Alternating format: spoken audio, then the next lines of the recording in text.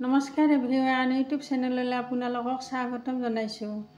আজি এটা আপোনালোকক ৰেচিপি বনাই দেখুৱাম। এয়া ছজনাৰ পাত লৈছোঁ, ছজনাৰ পাতৰ পিটিকা বনাই দেখুৱাম।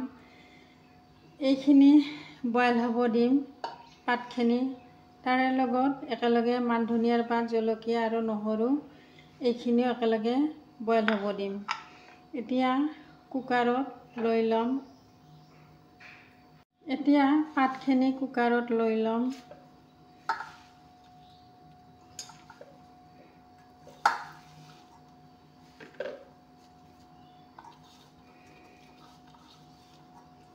এয়া পাতখিনি কুকাৰত দি দিছোঁ।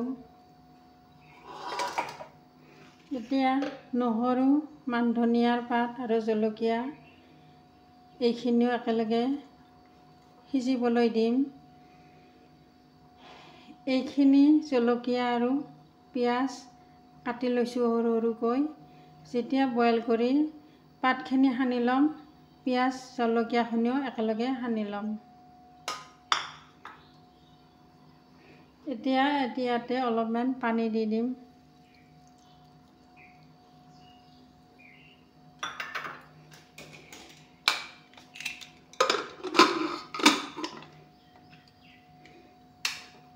এতিয়া গেছত দি দিম কুকাৰটো। এতিয়া গেছটো জ্বলাই ল'ম। এয়া কুকাৰটো দি দিছোঁ। এতিয়া 3টামান চিটি যাব দিম, তেতিয়া ভালদৰে নহৰু, জলকীয়া পাতখিনি সিজি যাব। এয়া চাওক, ছজনাৰ পাত সিজোৱা হৈ গ'ল। এতিয়া এইখিনি এখন কাঁহীত লৈ ল'ম। এয়া লৈ লৈছোঁ ইয়াতে।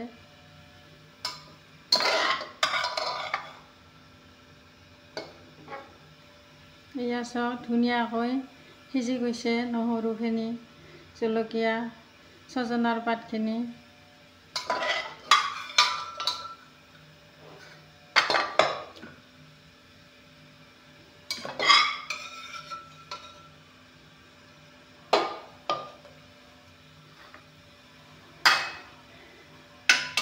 এতিয়া এইখিনি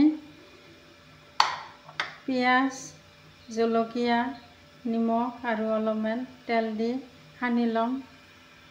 এতিয়া পিঁয়াজ জলকীয়াখিনি দি দিম।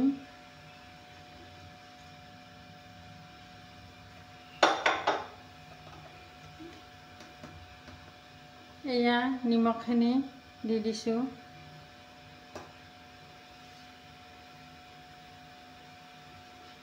এয়া অলপমান তেল দি দিছোঁ।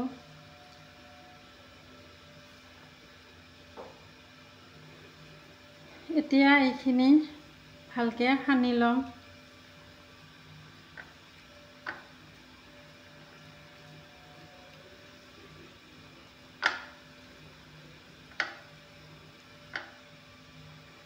এয়া চাওক, ধুনীয়াকৈ সানি লৈছোঁ ছজনা পাতৰ পিটিকা। আচলতে ছজনাৰ পাত আমাৰ স্বাস্থ্যৰ কাৰণে বহুত উপকাৰ আছে। সৰু ল'ৰা ছোৱালীৰ পেলু বেছিকৈ হ'লেও ছজনাৰ পাতৰ ৰস খালে ভাল হৈ যায়। আপোনাৰ যদি ডায়েবেটিছো আছে খাব পাৰে, থাইৰয়ড থাকিলেও খাব পাৰে। বহুত উপকাৰ আছে আমাৰ স্বাস্থ্যৰ কাৰণে। এয়া চাওক, ধুনীয়াকৈ সানি ল'লোঁ।